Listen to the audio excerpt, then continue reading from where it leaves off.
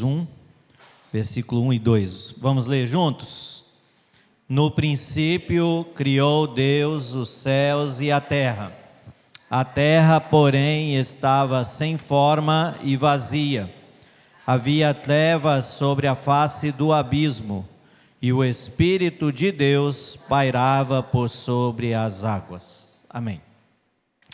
Irmãos, a nossa proposta, nesse tempo, é o curso bíblico de teologia, em que a gente vai, às quartas-feiras, estudar aqui vários temas. Então, nessa fase, nós vamos pensar sobre a questão da nossa identidade, quem é Deus, quem nós somos. E hoje a gente vai pensar apenas sobre o aspecto da criação. Não vamos esgotar o tema. Se vocês tiverem perguntas, podem fazer, que o reverendo Everson está aqui para responder, tá certo? Se ele não responder, a Ana Júlia responde. E alguns assuntos talvez eles vão se misturar um pouquinho com outros. Dependendo da pergunta que você fizer, eu vou falar assim, o pastor Everson depois vai responder, né, pastor? Porque de repente entra no estudo da semana que vem, da outra, ou no estudo do final do ano, né? Aí você tem que guardar um pouquinho a sua ansiedade, tá? Então, em primeiro, nós vamos ver aqui a questão da definição. Vamos ler juntos? Criação, ato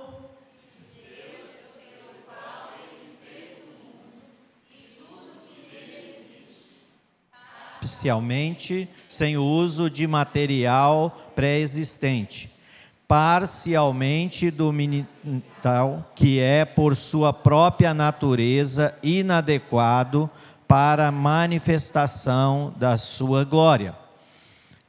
A gente pegando aí como base Berkoff, A.W. Tozer, curso básico de catecúmenos, é o que a gente inspirou aí. Assim, foi a nossa fonte lá, além da palavra de Deus, né, que é a principal, e a gente então pensou nessa definição: é o ato de Deus pelo qual Ele fez o mundo e tudo que nele existe. Tá aí, versículo 1 de Gênesis: no princípio criou Deus os céus e a terra, porém estava sem forma e vazia. Então foi algo que Deus criou, né? Então Deus criou o mundo, o universo, todas as coisas, e Deus criou também o homem. De um material que já existia?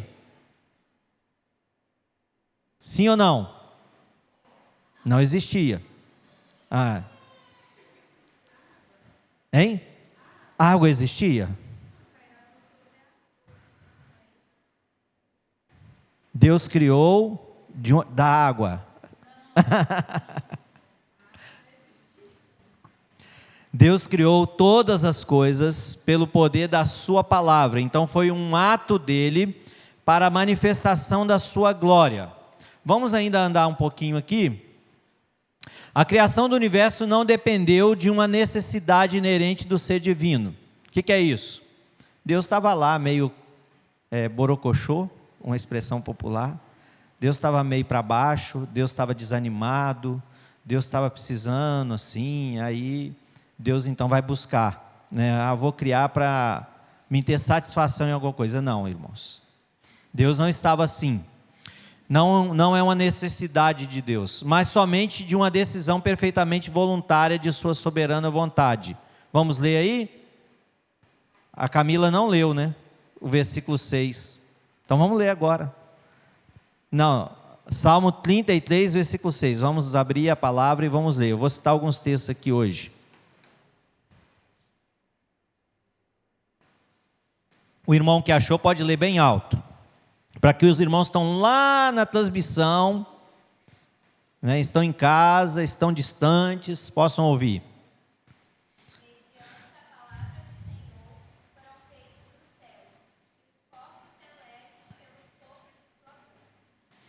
Então tudo foi criado pelo poder de quem? Do próprio Deus, por sua perfeita vontade, porque Ele quis fazer, Ele quis criar. Então Deus criou pelo sopro da sua boca. Vamos mais um pouquinho.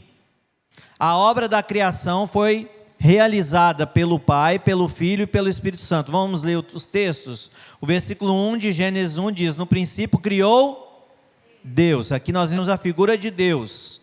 Deus então criou os céus e a terra. O segundo texto, Colossenses 1,16. Colossenses 1,16. É estudo bíblico, gente. Vamos passear na palavra de Deus aí.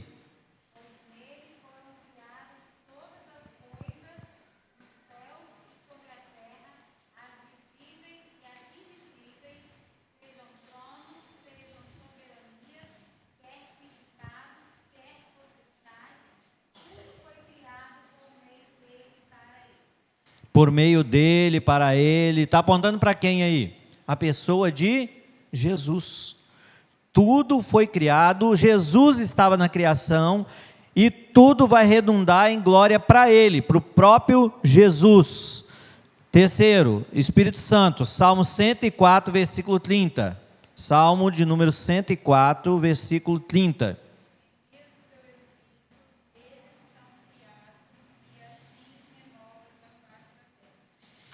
Teu Espírito e eles são criados. Tudo foi criado e o Espírito estava nessa criação. Então toda a obra da criação foi realizada pelo Pai, pelo Filho e Espírito Santo. Ou seja, a Trindade estava presente nesta criação. Esta comunhão perfeita que existia na eternidade, agora ela se manifesta nessa criação, criando todas as coisas. Como essa Trindade é perfeita, tudo foi criado de forma perfeita. Ainda estamos em Gênesis 1, tá?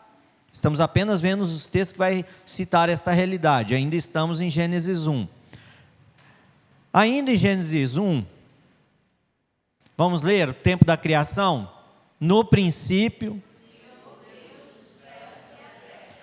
o princípio a que se refere esta declaração é o princípio de todas as coisas temporais e até mesmo do tempo, do próprio tempo. Então, existia algo antes? Não, nem o tempo existia. Porque eternidade, tem como contar a eternidade? Dia, mês, ano, tem? Não tem. Então, o princípio que o texto fala de Gênesis 1 é o começo desta criação, desta formação das coisas, inclusive do tempo. Deus é atemporal, a Trindade Santa é atemporal, ela não está presa ao tempo. Apenas Jesus, na manifestação dele como ser humano, ele se submeteu ao tempo aqui. Inclusive, as contagens, né, de dias, de meses, de anos, ele se submeteu a coisas humanas, não deixou de ser Deus, mas se submeteu aqui. Mas a Trindade, no sentido eterno, ela já existia antes de todas as coisas. Então, quando a gente fala aqui sobre o tempo da criação, Gênesis 1 é o começo daquilo que a gente conhece hoje como o mundo criado. Terra, céu, animais, plantas, pessoas, tudo então foi criado. Alguma colocação, alguma dúvida até aqui? Cidinha.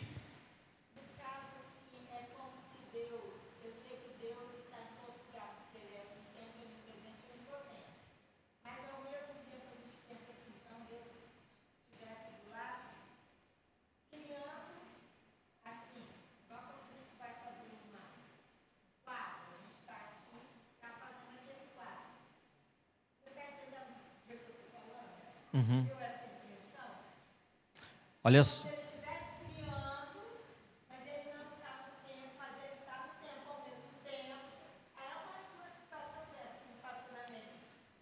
Vamos pensar assim, que aqui é Gênesis 1. Antes de Gênesis 1, não existe nada. Deus está na eternidade. Vamos pensar, é eternidade. Tudo é eternidade. Aqui, Gênesis 1 é o começo de toda a criação. Então, vem. A gente não sabe aqui quando vai ser o dia da volta de Jesus. A partir dali, também é eternidade. Esse tempo aqui é o tempo que Deus criou para a raça humana viver aqui. Então, ali é um princípio, é o começo de todas as coisas.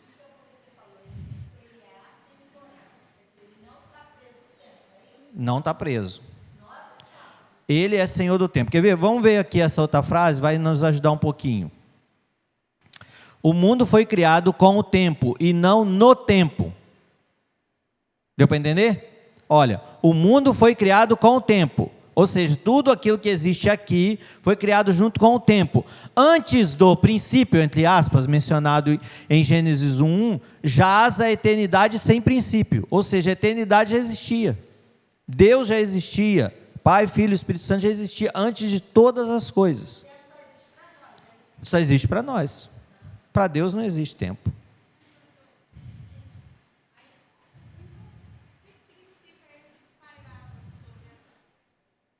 Com a palavra, pastor Everson.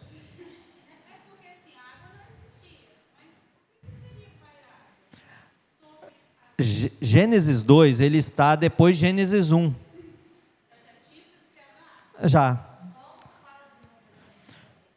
Quando Camila aqui, só para os irmãos entenderem, quem está mais atrás ou quem está lá na transmissão. Camila está colocando a questão do versículo 2, que pairava sobre as águas. Só que o versículo 1 já é a criação. Então a água foi criada no versículo 1. É isso mesmo, Heve? Deu para entender, Camila? Depois ele começa a separação.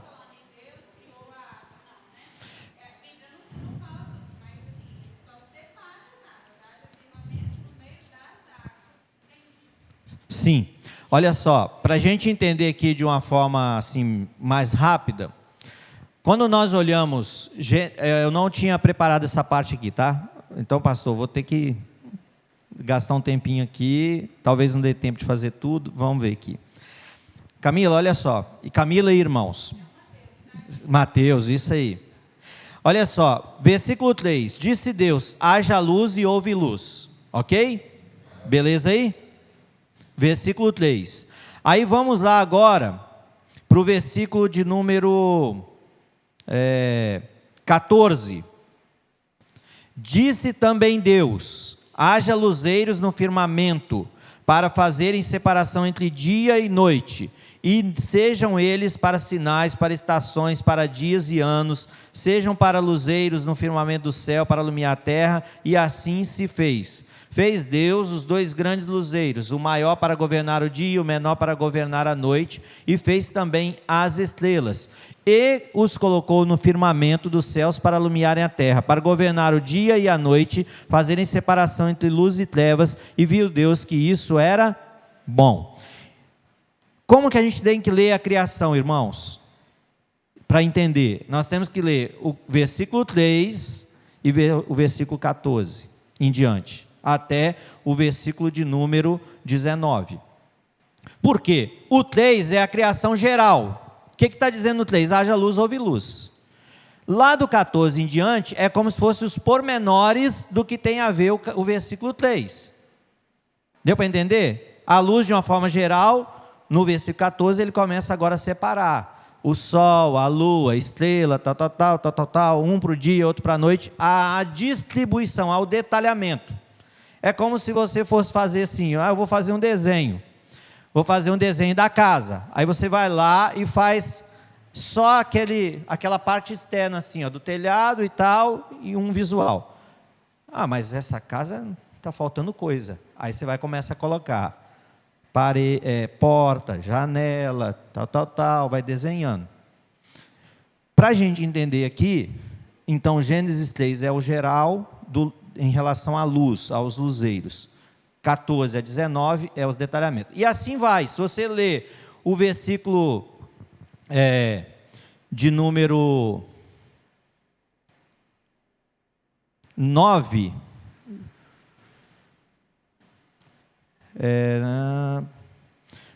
versículo de número 6, aí você vai para o 6, depois você vai ler lá do 20 em diante, a distribuição.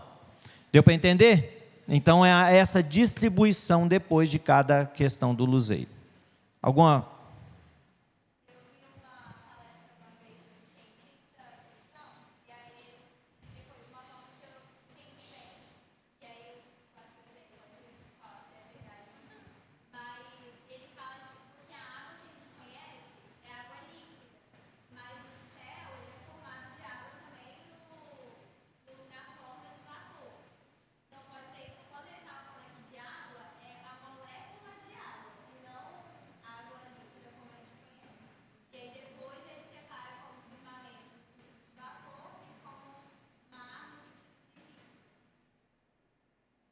Mais alguém?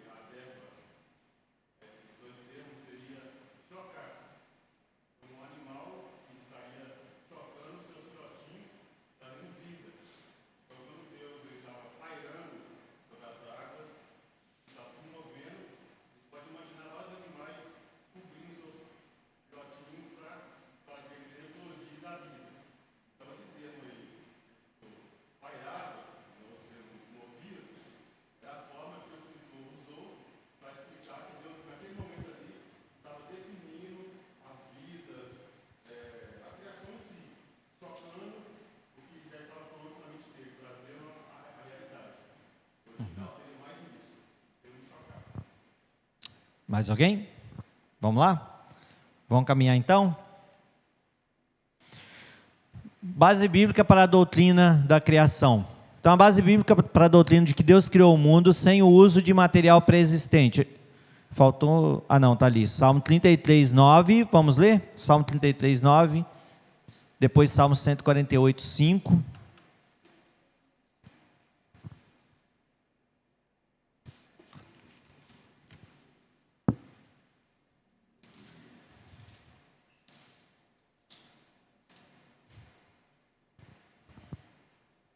Trinta e três, 9.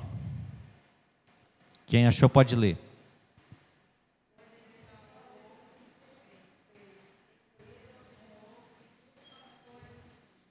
Tinha algo antes? Não. Ele falou, tudo se fez. Ele falou, tudo passou a existir. Salmo 148, versículo 5.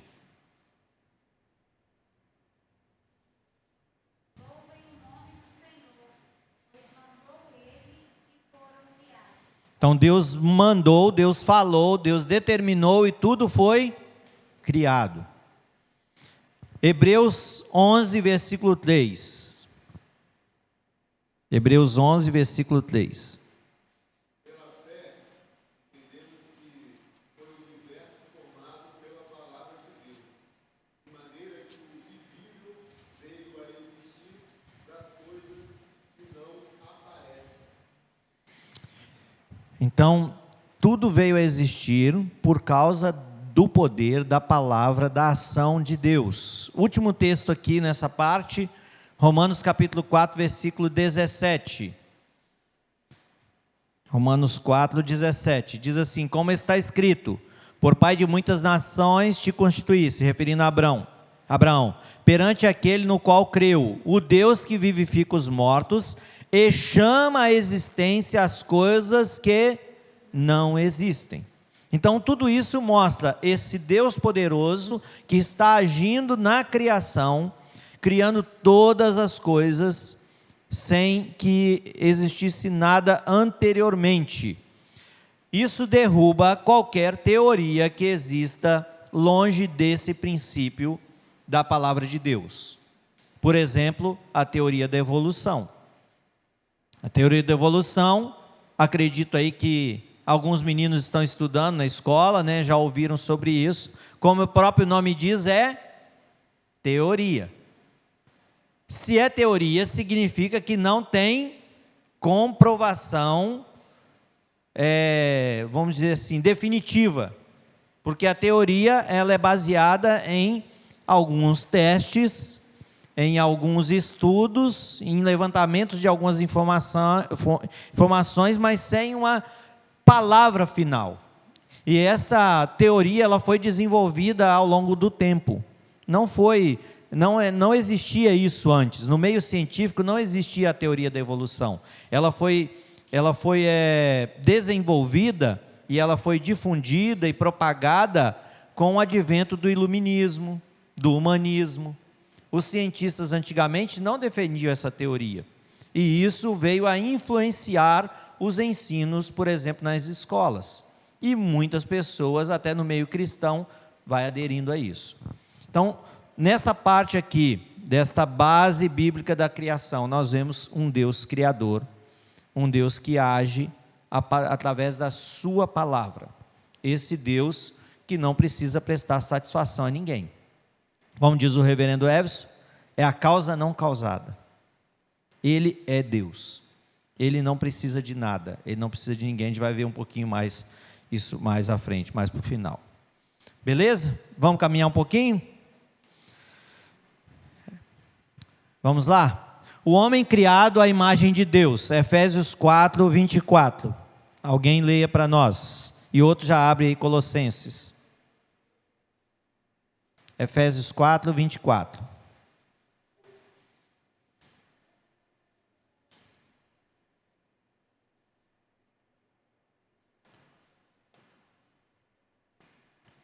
Quem achou pode ler para nós.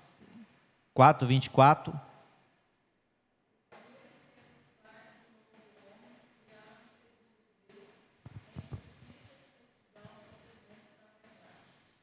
Ok. E Colossenses, logo à frente aí, capítulo 3, versículo 10.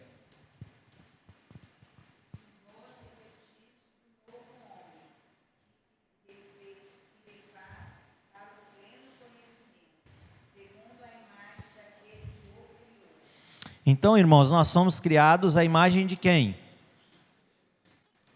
A imagem de? Não é a imagem do Ronaldinho Gaúcho. Nós não fomos criados à imagem de Lady Gaga. Nós não fomos criados à imagem de fulano, beltrano, cicrano. Nem princípios, nem valores difundidos por nossa sociedade. Nós somos criados à imagem de Deus. Nós somos chamados para refletir a imagem de Deus. No próximo estudo, provavelmente, o reverendo Everson vai aí falar sobre a questão da queda, como que isso aconteceu detalhadamente. Vou apenas aqui fazer um spoilerzinho.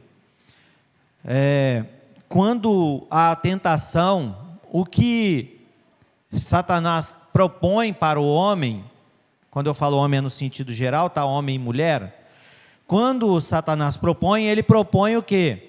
Que o homem tome o lugar de Deus, que ele não mais reflita esta imagem de Deus, que ele não esteja mais submisso a esta vontade de Deus, porque em Gênesis 1 e 2, há todos os aspectos da criação, tudo está resumido em Gênesis 1 e 2, os detalhes estão ali. Quando nós chegamos em Gênesis 3, há esse problema da queda, porque tenta afastar esse homem da imagem desta criação de Deus. O homem então é esse ser espiritual, racional, moral e imortal. A Escritura liga imediatamente esse domínio com a criação do homem à imagem de Deus, conforme lá Gênesis 1, 26, onde a Trindade vai dizer: façamos o homem conforme a nossa imagem e semelhança.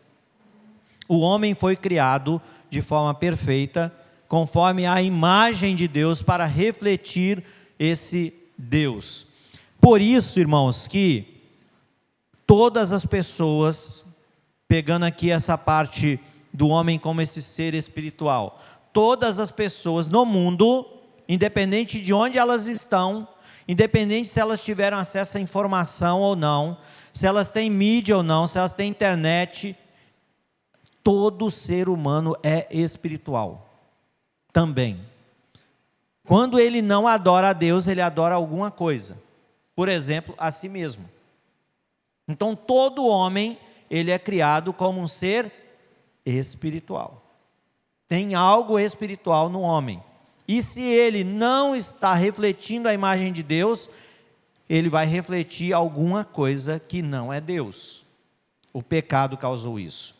Segunda coisa, ele é um ser racional, ou seja, ele pensa. Por isso, eu concordo com o reverendo Everson, quando a gente fica vendo pessoas chamando o cachorrinho, o gatinho de filho. Não existe isso, irmãos. Ai, viu, meu filhinho, toma a benção do titio aqui. O homem é racional, ele tem raciocínio, mesmo que esse raciocínio seja contaminado pelo pecado, e aí o homem faz coisas piores do que o animal. Você já viu? Ser humano fazendo coisa pior do que animal? Uma boa parte dos animais, eles não matam o outro da mesma espécie. A grande maioria dos animais não matam outro da mesma espécie dele. Dificilmente você vai ver. Mas o homem mata, não mata? O da própria espécie. Isso é mostrar a irracionalidade do homem, que é contaminada pelo pecado. Mas o homem foi feito para pensar, para refletir. Terceiro, um ser moral. Por mais contaminado que este homem esteja pelo pecado, ele foi criado como um ser moral. Por exemplo, no meio do tráfico de drogas, tem alguns princípios entre eles. Você sabia? Eles têm algumas regras. Alguns grupos de traficantes de facção criminosa, por exemplo, eles colocam a regra lá. Ó, não pode roubar aqui no nosso bairro não, no nosso lugar aqui. E se o cara rouba, o que acontece com ele? Hein? Ele vai lá para o tribunal lá. É um princípio moral distorcido, mas é um princípio que eles estabeleceram. Por que eu e você, que somos cristãos e que buscamos viver a imagem de Deus, por que nós nos revoltamos com as injustiças? Não é, irmã Marlene? A gente estava conversando sobre isso aqui na oração pela manhã. Nós nos revoltamos com as injustiças. Nós às vezes ficamos nervosos, nós ficamos agitados, quando nós vemos injustiças acontecendo. São os quê? Os princípios morais. Se você for lá numa tribo, em um lugar isolado do mundo, que não tem acesso a muitas coisas que a gente tem através da internet, da mídia, da TV, lá naquele lugar eles vão ter os seus princípios morais, de convivência, regras de família, mesmo que haja a contaminação do pecado. Então o homem foi criado também um ser moral. E por último, nessa parte, imortal. Ou seja, a alma não morre. O homem foi criado para viver eternamente. Lembra por que o homem, depois da queda, vou entrar um pouquinho também, pastor, perdoe. Por que depois da queda o homem é proibido e é expulso do jardim, é proibido de voltar lá? Porque se ele come da árvore da vida, ele ia morrer também eternamente. Não teria solução para ele. Essa ação de Deus é uma ação de justiça pelo que o homem fez, mas ela também é uma ação de misericórdia. Quando Deus faz assim, quando coloca este limite ao homem. Então,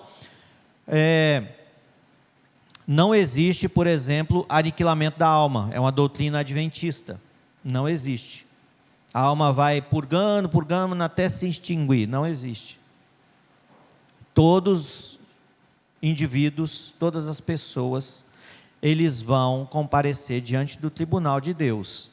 Os que foram salvos eternamente, viver eternamente com Jesus na eternidade, desfrutando da glória eterna, desfrutando disso aí com Deus.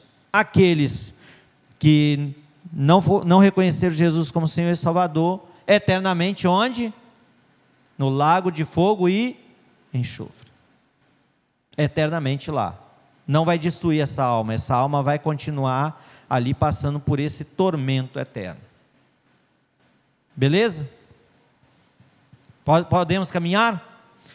Então a Escritura liga imediatamente esse domínio com a criação do homem à imagem de Deus. Ou seja, tudo que o homem foi criado está relacionado a esta imagem e semelhança de Deus. Vamos ler juntos? O homem foi criado para Deus, viver para a glória de Deus, viver vida santa, viver conforme a imagem e semelhança de Deus. Então o homem, ele foi criado primeiro para a glória de Deus. E como ele vai viver para a glória de Deus? Vivendo uma vida santa, vivendo uma vida conforme aquilo que Deus criou, conforme a imagem e semelhança de Deus. Quando o homem vive isso, e o que é viver uma vida santa? Viver uma vida santa é não falar mentira? O que você acha? Um ímpio pode não falar mentira? Sim ou não? Um ímpio pode não falar mentira. Um ímpio pode ser um bom pagador de impostos. Um ímpio pode trabalhar no horário certinho, chegar no horário certinho, sair do seu trabalho no horário certinho, não ficar burlando o patrão.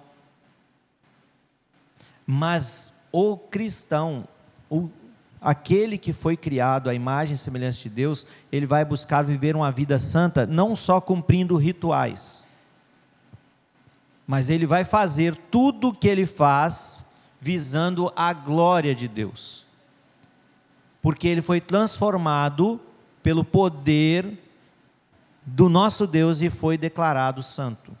Então, a criação, Gênesis 1 e 2, está mostrando que Deus criou o homem de forma santa.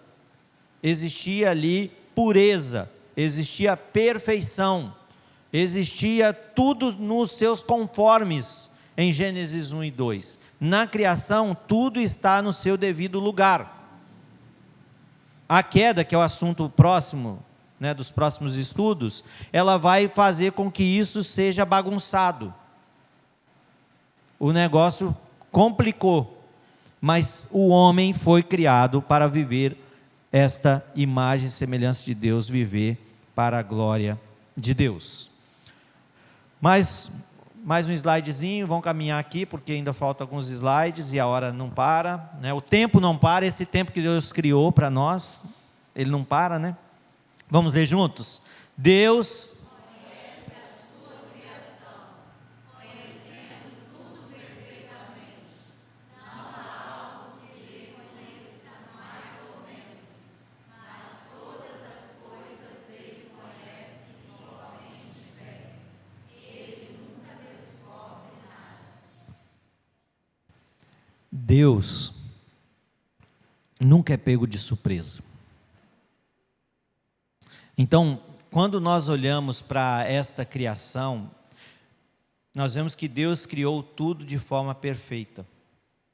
Deus não precisou ficar procurando onde está o pé de manga que eu criei. Onde está isso? Onde está aquilo? Tipo Natanael lá em casa. Amor, onde está o negócio assim, assim, assim? E aí eu não acho, Natan não acha, aí a Idélia vai lá e está aqui, na sua vista. Você passou quase por cima.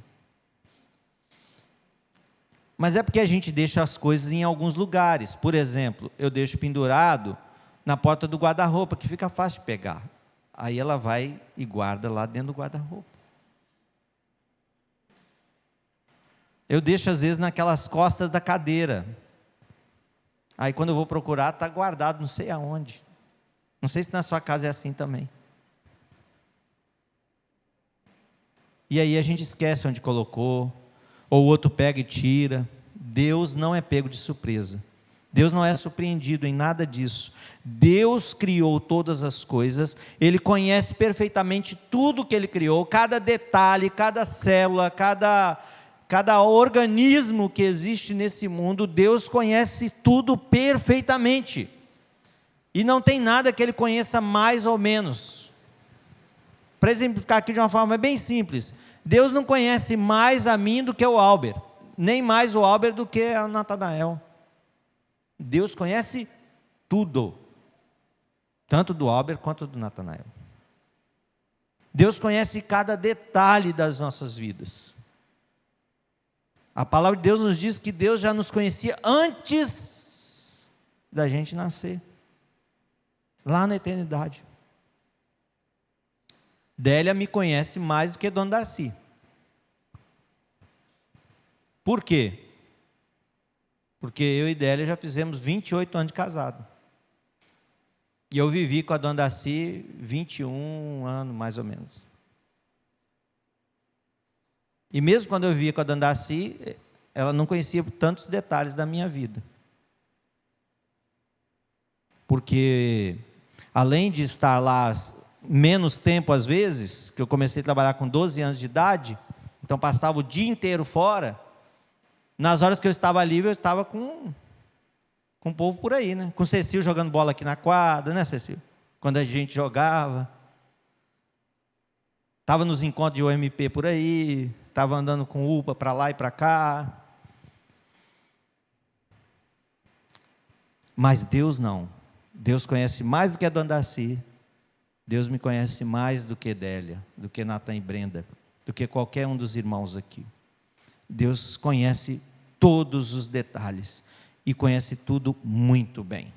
Alguma pergunta, alguma dúvida que tem aqui, alguma fala, alguma contribuição? Não? Eu acrescentaria aí, dentro desse pensamento, ele conhece a gente aqui agora, mesmo tanto, nem mais nem menos, do que ele conhece aquele que vai nascer se tiver 2030. Aham. E já conhece a gente lá também, se a gente estiver lá, né? Deus é especial, é maravilhoso, né? Deus é grandioso. Não tem como a gente nem... Se a gente começar a medir, tentar pensar como é essa grandiosidade de Deus, né? A gente vai ficar aqui muito tempo, bastante tempo refletindo sobre isso. E essa é a maravilha, irmãos, do Evangelho, do poder de Deus, que muitas vezes a gente não para pensar. Vamos mais um pouquinho?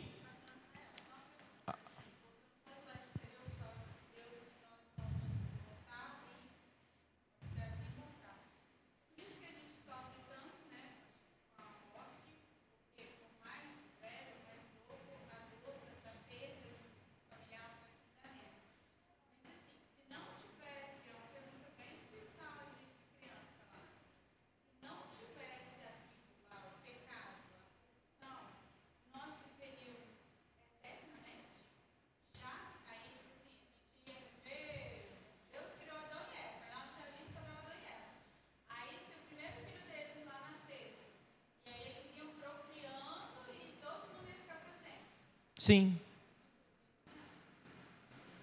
Sim, porque a ordem da criação... Gente, antes da queda, como a gente diz, tudo é perfeito e tudo é muito maravilhoso. Na criação tem a ordem do trabalho, tem a ordem da procriação. Então, tira já da cabeça e coloque também esse pensamento bíblico, princípio e valor das Escrituras na mente das pessoas. Porque tem pessoas que defendem que o trabalho é maldição do pecado. Não. Ele é pesaroso hoje por causa do pecado, mas o trabalho já é algo determinado por Deus antes. Ter filhos também já foi determinação antes da queda. Então não tem esse negócio, o sexo foi só depois da queda. Não. O sexo já foi determinado por Deus antes da queda. Ter filhos é antes da queda.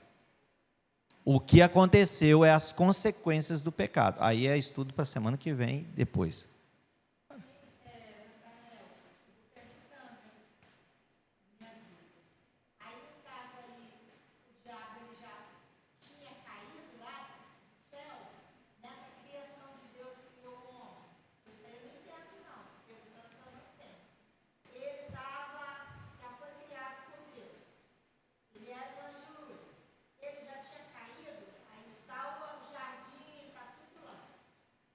O tempo aqui, a gente não tem como determinar. Porque entre Gênesis 1 e 2 e Gênesis 3, lembre-se de um detalhe, Moisés está escrevendo tudo isso bem depois. Mas ele escreveu lá quando ele estava lá no monte, Deus chamou os 40 dias ali, foi lá? Não. Moisés foi ouvindo as histórias que foi passado de pai para filho. de Adão, de Noé, tal. Essas histórias elas foram narradas e Moisés escreve, tanto pelo que ele ouviu, tanto que o que Deus revelou para ele. Ok? Beleza aí? Deu para entender isso? A questão do tempo aqui, a gente não tem como determinar. Pastor Everson, é isso? As coisas ocultas. Existem muitas especulações, entendeu, Cidinho? Mas não tem como a gente determinar o momento. Qual foi o momento? Foi no finalzinho da criação? Foi um pouquinho antes da serpente ali tentar a Eva? A gente não tem como dizer.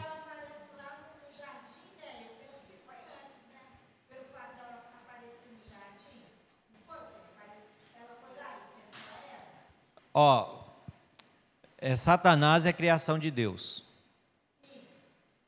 Serpente é criação de Deus. Tudo é criação de Deus.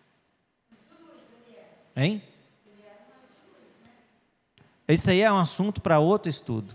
O pastor Everson vai ter que deslanchar isso aí depois, lá na frente. Eu falei que tem coisas que a gente vai estudar lá no final do ano, né? Mas não tem como a gente determinar, entendeu, Cidinho, aqui, o momento próprio.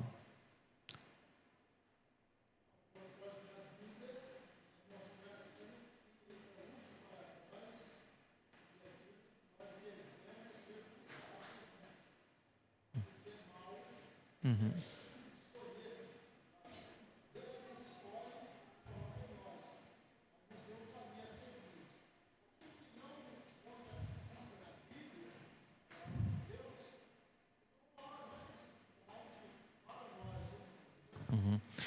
A gente fica assim com muitas curiosidades, né?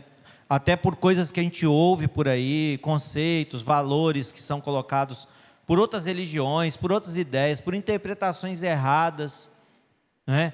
E, irmãos, muitas coisas aconteceram ao longo da história da igreja, e aí eu volto a dizer, é uma coisa assim que demanda bastante tempo para a gente falar a respeito, mas muitas ideias que foram concebidas ao longo do tempo, a respeito de tudo nas Escrituras, e a respeito de Deus e Satanás, elas foram influenciadas por motivações que foram criadas pelas pessoas, por exemplo, motivações de criar uma nova religião, motivações de dinheiro, motivação de controlar as pessoas. Então, muitos dos concílios que aconteceram na igreja, que foi levantadas as doutrinas, foram criadas ali algumas doutrinas, muitas boas, graças a Deus, mas algumas com influências do mal, elas vieram justamente para distanciar a gente do princípio das Escrituras, assim como muitas coisas são criadas no nosso dia hoje. Então, voltando a esse ponto aí, Cidinha, a gente não tem como determinar o momento exato. Não, mas isso quando eu estou perguntando, por exemplo, quando a gente está estudando, não é errado ficar perguntando essas coisas. Não, pode perguntar. E a gente deve perguntar. Às vezes você fica naquela, passa isso na minha cabeça. Uhum. Mas às vezes a gente pergunta e a gente não sabe se os outros também estão pensando igual a gente. Não, tem que perguntar. É melhor a gente perguntar aquilo que a gente pensa ou que a gente ouviu falar, para que seja esclarecido. E tem coisas que a gente vai conseguir esclarecer à luz das Escrituras, tem coisas que a gente não vai conseguir. E aí a gente não pode especular. Eu não posso inventar coisa aqui para responder uma pergunta, o pastor Everson não pode inventar. Se a gente não tem isso à luz da palavra de Deus, então a gente se cala, né? A gente diz, olha, a palavra de Deus não fala isso. Ok? Vamos lá? Vamos ler juntos aí? Os irmãos conseguem ler? Ele ou se espanta. Ele não precisa investigar nada, nem pedir informações ou fazer perguntas, a não ser quando nos questiona para o nosso próprio bem. Deus é o único para quem nada é necessário. Ou seja, Deus não precisa de nada. Ele não precisa nem de nós. Se Deus quisesse realizar a obra dele sem a gente, ele realizaria. Mas ele escolheu que fosse assim. Aí ele chama um Pedro que, por vezes, atrapalha o ministério dele. Chama um Natanael, que de vez em quando também faz algumas coisas que não deveria fazer. Fala algumas coisas que não era para falar. Deus não se surpreende com nada. Deus não precisa de criar um grupamento especial da polícia de investigação para descobrir coisas. Não, nada pega Deus de surpresa. Aí a gente coloca ali essa frase de Tozer, né? Deus não precisa pedir informação nem fazer pergunta, a não ser quando nos questiona para o nosso próprio bem. É o que ele fez com Adão. Adão, onde está? Significa que Deus não sabia onde Adão estava? Não. Deus sabia. É porque Deus quer chamar Adão para aquele momento que precisava de intimidade. Que antes existia sempre essa intimidade. Só que quando Adão toma desse conhecimento do bem e do mal, e a proposta do maligno era que ele se tornasse igual a Deus e era mentira, agora ele precisa ser chamado novamente. Então aí Deus faz a pergunta: onde você está? Deus é esse que não precisa, mas quando ele pergunta, não é porque ele não sabe, é simplesmente porque ele quer chamar o homem para próximo de si. Beleza? Vamos lá? Vamos ler juntos também? Os dons.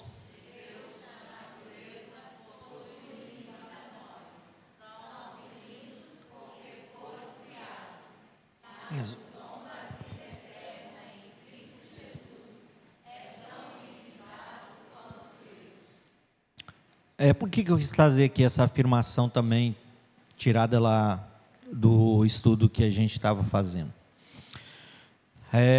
Tudo que Deus criou e tudo que aqui existe é limitado. E é para esse tempo daqui. Então, é finito. Por exemplo, pregar o evangelho é para a eternidade? Não. Lá na eternidade não vai precisar pregar o evangelho. Aqui a gente precisa. Então, dons, coisas que Deus nos deu para realizar aqui, nós vamos realizar aqui.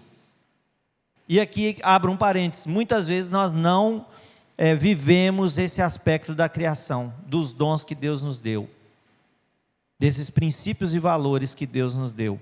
Nós vamos deixando para lá. Quando der eu faço, depois eu faço.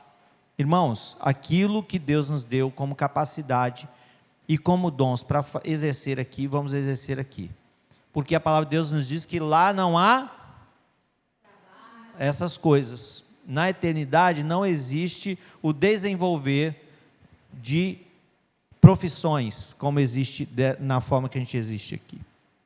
Essas coisas, elas são finitas.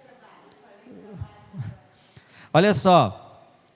Agora, o dom da vida eterna, ele é tão ilimitado quanto Deus. Então, nós vamos ter vida eterna. Então, nós vamos ter vida eterna. Nós já temos, vamos ter assim, no sentido de completude lá, né? Mas nós já temos a vida eterna aqui e vamos continuar com ela por toda a eternidade. Por isso, eu, enquanto estou aqui, devo fazer o máximo que eu puder fazer de serviço no reino de Deus, no dia a dia, fazer o melhor, ser um bom profissional. O que nós realizarmos, né, buscar fazer com excelência, porque assim Deus vai sendo glorificado. O cristão possui a vida do próprio Deus e compartilha de sua infinitude. Em Deus há vida suficiente para todos e tempo suficiente para dela desfrutar. Em Deus nós somos suficientes. E aqui é outra coisa que depois a queda veio trazer. Veio afastar o homem desse propósito e o homem distanciou-se disso. E aí ele quer ser preenchido por alguma coisa que não é Deus. E o que vai acontecer? Problema. Porque se ele não busca suficiência em Deus, Ele vai buscar suficiência em quê? Em bebida, em droga, em alguma coisa que vai buscar satisfazer, em algumas emoções, em algumas paixões, e aí ele vai para um sexo desenfreado, ele vai cair no homossexualismo, ele vai trabalhar demais, porque ele vai tentar se preencher com trabalho. Então, o homem não foi feito para isso, ele tem que estar suficiente em Deus, ele foi criado para isso. Que Jesus nos abençoe, que Jesus nos sustente, que o Senhor restaure em nós este coração que deve viver para a glória dEle, viver de acordo com esta criação perfeita, maravilhosa que Deus estabeleceu para nós. Que Deus assim nos abençoe. Semana que vem a gente continua, né, o pastor Elcio vai dar continuidade aí, falando fazendo a ponte da criação para a queda, né, e os outros pontos da sequência que nós vamos estudar, tá bom?